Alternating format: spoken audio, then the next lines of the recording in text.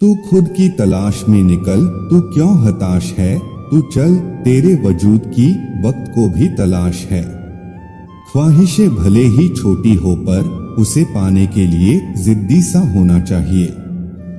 अगर इंसान में कुछ कर गुजरने की इच्छा हो तो दुनिया में कुछ भी असंभव नहीं है। लाखों ठोकरों के बाद भी संभलता रहूंगा, गिरकर फिर से उठूंगा और चलता रहूंगा। जीत की खातिर बस जुनून चाहिए, जिसमें उबाल हो ऐसा खून चाहिए। यह आसमान भी आएगा जमीन पर, बस इरादों में जीत की गूंज चाहिए। जिस काम में काम करने की हद पार ना हो वो काम किसी काम का नहीं। थोड़ा जिद्दी हूँ, ख्वाब देखने से बाज नहीं आता। अपने सपनों के लिए बिना संघर्ष किए हार जाऊं, यह मुझे नहीं आता। किसी के पैरों में गिरकर प्रतिष्ठा पाने के बदले अपने पैरों पर चलकर कुछ बनने की ठान लो। मिली है अगर जिंदगी तो मिसाल बनकर दिखाइए, वरना इतिहास के पन्ने आजकल रिश्वत देकर भी छपते हैं। माता पिता के पास ही यह शक्ति होती है कि वे समाज को संस्कारित बनाएं। अगर प्रत्येक माता पिता अपने बच्चों का सही विकास करेंगे, उन्हें सही गलत का बोध कराएंगे, तो यह समाज स्वच्छ हो जाएगा। हमारे आज के वीडियो में बाल्यकाल में घटी एक घटना का सार है, जो यह बताती है कि कैसे एक साधारण बालक समाज कल्याण में अपने आप को समर्पित कर देता है और अपनी माता का गौरव बनता है। यह कहानी आपको सिखाती है कि बच्चे की परवरिश कैसे की जाती है। भगवान श्री कृष्ण कहते हैं कि व्यक्ति महान कर्मों से बनता है और अच्छे कर्म सद्गुणों के कारण पनपते हैं। अच्छे गुणों का विकास कभी एक दिन में नहीं होता। किसी भी महापुरुष के जीवन में उनकी परवरिश का विशेष योगदान होता है। सामान्यतः माता पिता की सीख ही मनुष्य का सर्वांगीण विकास करती है। इसी कथन पर आधारित एक कहानी आपके सामने प्रस्तुत है कि कैसे बाल्यकाल में हुई छोटी छोटी घटनाएं व्यक्ति के भविष्य का निर्माण कर जाती हैं। जय श्री राधे कृष्णा, राधे राधे।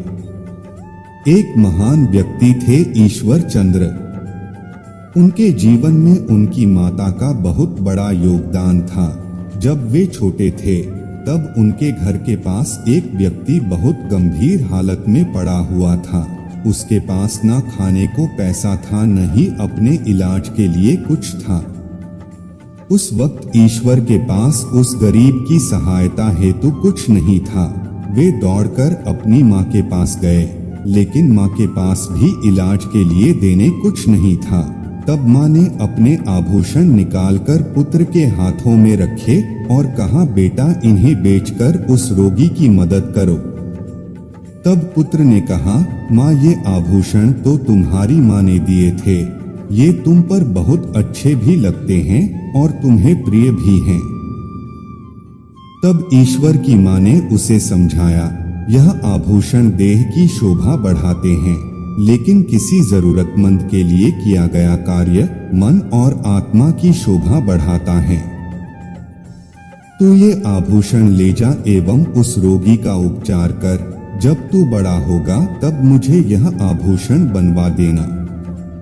कई सालों बाद जब ईश्वर अपनी पहली कमाई लाया, तब उसने अपने माँ को आभूषण बनवा कर दिए और कहा, माँ आज तेरा कर्ज पूरा हुआ। तब माता ने कहा, बेटा मेरा कर्ज तब पूरा होगा जब मुझे किसी जरूरतमंद के लिए आभूषण नहीं देने होंगे, संसार के सभी लोग संपन्न होंगे। तब ईश्वर ने अपनी माँ को वचन दिया, माँ अब से मेरा पूरा जीवन जरूरतमंदों के लिए समर्पित होगा।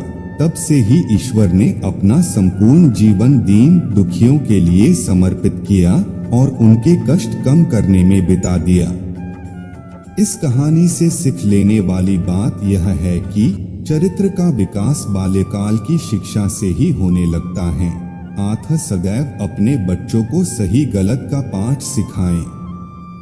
जो वे बचपन में सीखते हैं उसी से उनका भविष्य बनता है। बच्चों के जीवन में माता का बहुत अधिक महत्व होता है। बच्चों को केवल पढ़ाना लिखाना ही माता पिता का कर्तव्य नहीं होता, अपितु उन्हें एक अच्छा इंसान बनाना उनका सबसे बड़ा कर्तव्य होता है। आज के वक्त में माता पिता बच्चों के प्यार में ऐसे अंधे होते जा रहे हैं कि अनजाने में उन्हें गलत रास्तों पर भेज देते हैं। सही गलत की पहचान किए बिना ही माता पिता बच्चों की गलती में उनका साथ दे जाते हैं, जिससे वे आगे जाकर बड़े बड़े अपराध करने लगते हैं। यह घटना महान ईश्वर चंद्र विद्यासागर के जीवन में घटी थी। वह एक महान व्यक्ति थे जिसने अपने आप को समाज कल्याण में लगा दिया था और कई कुरीतियों के विरुद्ध आवाज बुलंद की थी।